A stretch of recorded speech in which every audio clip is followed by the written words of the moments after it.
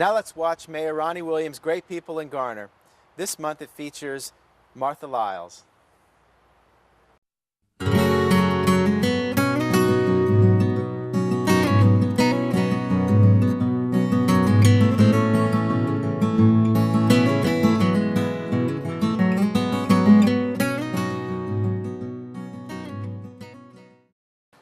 Welcome to our segment, Great People in Garner. We're here today at the Rand Bryan House on Highway 50. With me today is Martha Bryan Lyles. Martha, welcome to the show. Thank you. Tell us a bit about your house here. Well, this is the house that I grew up in, and so a couple of years ago we were able to renovate it and now offer it to the community and surrounding areas for all kinds of special events, weddings, receptions, corporate meetings, and that kind of thing. And we're going to talk in detail a little bit later about what you went through to get it ready. So let's go inside and look at the place. All right. Martha, this is not my first visit to your house, but if it were my first visit, what would you tell me about the place? Well, I would tell you it has lots of possibilities, lots of flexibility, and that was really one of our emphases when we opened this. And of course, you've seen the beautiful grounds, so just about every event really uses the grounds as well as the house. This grass stays green year-round, I understand. It does, and we have something blooming year-round, so there's always some color, whatever the month is. That's good. And then the house, and as we walk through these other rooms, you can see different ways that we set it up according to whether it's a dinner or a wedding or reception or whatever it might be. What's the most people you've had here at one time? Do you know? Do you count heads? Well, yeah, we need to know because we have to prepare for tables and chairs and parking and all of that. Our larger events tend to be 200, 250. We had one that was 400. That was a little large for us, but we do fine with up to 200, 250. And that's the same when you're using the grounds, not everybody in the house. But this place is about making memories, and I'm sure already a lot of memories have been made. Absolutely, that's right. Martha, like I say, it's a pleasure to be with you today, and the Bryan name is well known and well respected around Garner. Tell us about your family history. Well, yeah, my roots are deep here, actually both sides of my family, but my dad's family, the Bryans, they're all connected with buffaloes and Rands and a lot of other names that have been around Garner for years. And the majority of the Bryan family is actually over in the area towards White Oak Shopping Center, off of White Oak Road, Bryan Road, and that's where my father and his brothers grew up. Has a lot of cousins and so forth in that area. And then he was related to the Rands, and he bought this farm in 1950. So, when was the house built? The house was built in the 1870s, and this property here went through a number of generations in the Rand family.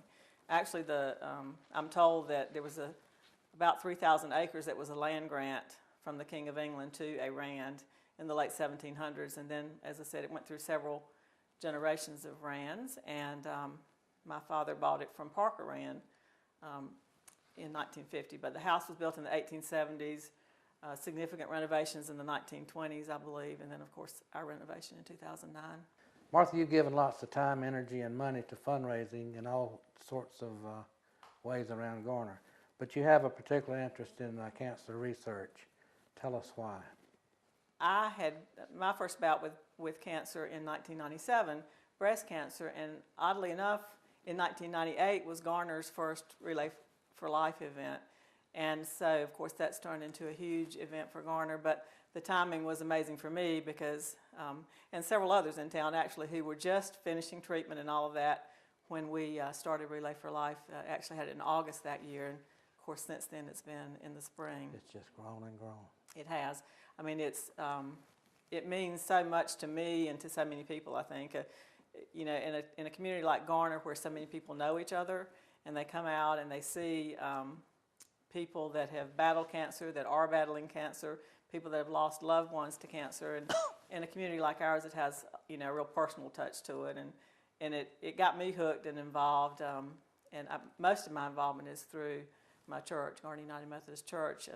But I also, co-chaired the event a couple years with Jill Cottingham. And your church does a fantastic job. Y'all raised $30,000 and $40,000. Yeah, we did. We raised $35,000 this past year, and we do that through fundraising on site as well as our annual barbecue chicken dinner, right? Tell us about the importance of early detection.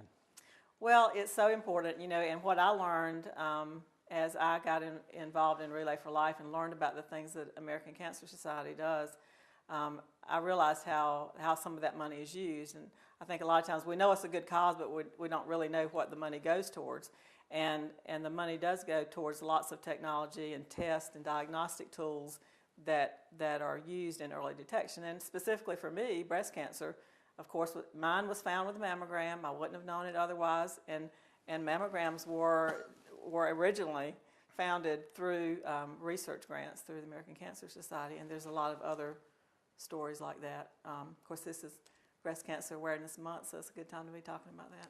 Back many years ago when you married Robert, you had a chance to move out of Garner, I understand.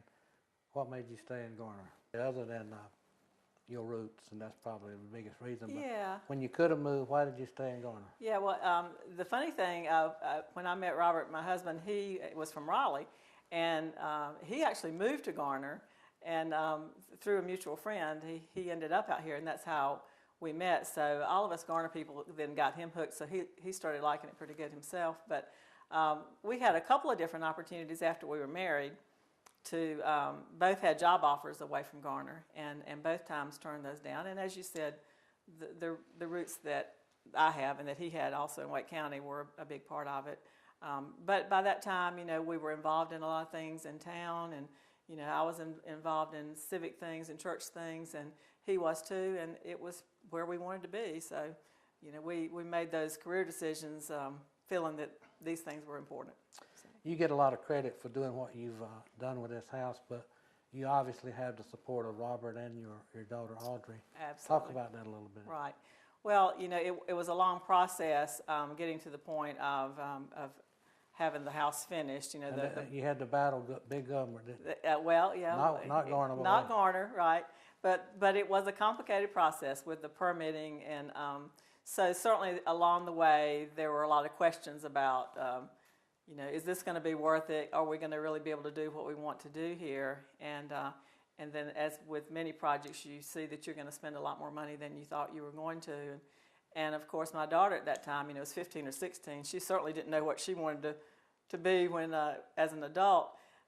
But I remember talking with her as we were struggling along and trying to commit to it, and say, I know you don't know if this would be something you'd be interested in doing later, but at least it preserves this property. And she, from a young child, loved this property. She came here, to stay with my mother. My father had passed away, and she spent a lot of time on the farm. So she has an appreciation for its natural beauty, and really, even as a teenager, loved the fact that we were going to preserve it. Well, you mentioned when we were walking in about this place is about making memories, and that is really so true. It was a place of many fond memories for me. It was a gathering place here when I was growing up, and as I said, my family roots are deep here, so there were numerous family reunions and food on the grounds and the house full of people. And it was also just a place where friends and family loved to just stop by and sit on the porch and talk. And there's been some sleepovers here, I understand. Just a sleepover or two, that's right. I know we'd slumber parties. Slumber parties back with my high school friends. And so I think all of that really is what inspired me to jump through those hurdles that we mentioned a little earlier. And so we completed the renovation in 2009. When I was going through that process, a big part of my consideration was that there really wasn't a place in Garner like this for a nice event. That you want to dress up and whether it's a wedding or whether it's other types of special events. So we felt like that the wedding market would be the primary market for it, and that has turned out to be the case. Most of our events are weddings, outdoor weddings, and then using the house for the reception. So the weddings take place and the receptions? Right, yeah. Of course, we do some receptions for people coming from church weddings, but more often we do outdoor ceremonies and then use the house for the reception. And then, we do 50th wedding anniversaries, special birthday parties, other kinds of receptions and gatherings, luncheons, corporate events, that kind of thing as well. Contact information to our viewers. Let them know how they can contact you if they're interested in renting this facility. Right. Well, our phone number is 919-995-1663, and you would typically reach me at that number. Our website is a great way to look. get some pictures, get information about the property, and that's www.randbryanhouse.com, and there's a hyphen between Rand and Bryan. A lot of our viewers, I'm sure, use Facebook, and Facebook is a great way to see pictures of other events that have happened here. So you can get ideas about how the house is used, how things were set up on the lawn, see lots of pretty pictures of the natural beauty surrounding the property, and a lot of times our photographers take our brides and grooms out into the Christmas trees or out towards the pasture with the cows in the background. So if it's that type of setting you're looking for, and a lot of people are, then you can get a good look at that on Facebook. You mentioned the Christmas trees. Are you at liberty to say what something different is going to happen this year? Yes, and that's another great Garner tradition. A lot of people have counted on coming here for some 30 years to purchase a Christmas tree, either to go out and pick one out where they cut it down for you, or to purchase some that they brought in from the mountains. And that partnership actually began about 30 years ago with my dad and Bill Stanton, the pop of Pop and Son, and his son Bill came alongside him in that business. Pop died in early 2010, and then this summer Bill died of cancer at a very young age, and so we've been going through that transition to find a new keeper of the trees, and we're pleased that within the last couple of weeks that Joe Freeman, who's from Asheboro and Laurel Springs, North Carolina, has taken the farm over. It's now going to be called Mistletoe Meadows, which is his business in the mountains. He grows Fraser firs there. So similar to the past, people will be able to come out and pick out a tree. They'll be able to get wreaths and roping, and we may even add some more things. We're talking about some ideas. There are lots of exciting changes happening at the Garner Performing Arts Center. One new addition is a concert series that we call It's Showtime. Let's hear from the staff at the Performing Arts Center about that series. Hi, I'm Debbie Dunn, and this is John Sharon, and we're coming to you live from the Garner Performing Arts Center. The Performing Arts Center is located in historic downtown Garner. It's home to the Town Players, Broadway Voices, and now the brand new It's Showtime series. I've always been afraid to fly. I always will be. I don't mind flying once a year so I can catch up on my drinking and my praying.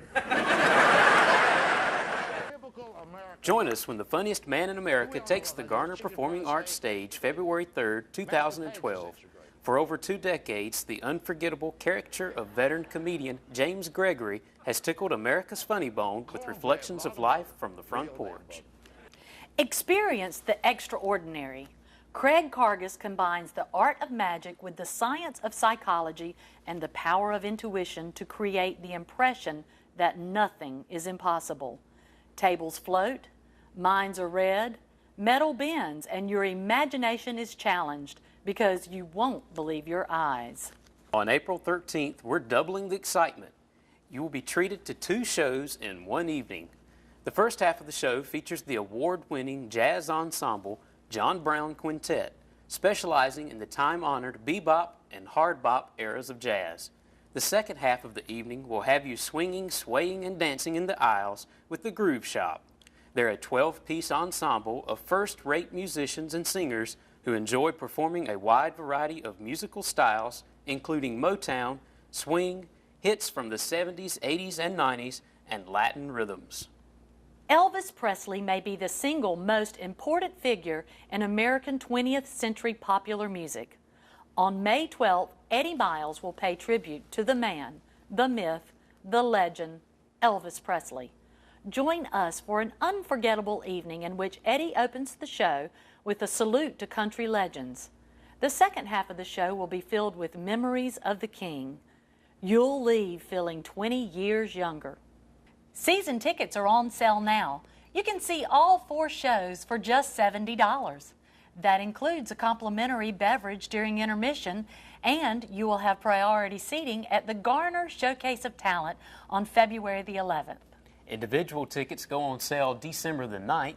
To order your tickets, call us at 919-661-4602 or visit us online at www.garnerperformingartscenter.com. It's showtime. That's it for this month's Around Town. You can learn more about the town of Garner by visiting our website, garnernc.gov, or by following us on Facebook and Twitter. Thanks for watching. I'm Rick Mercer.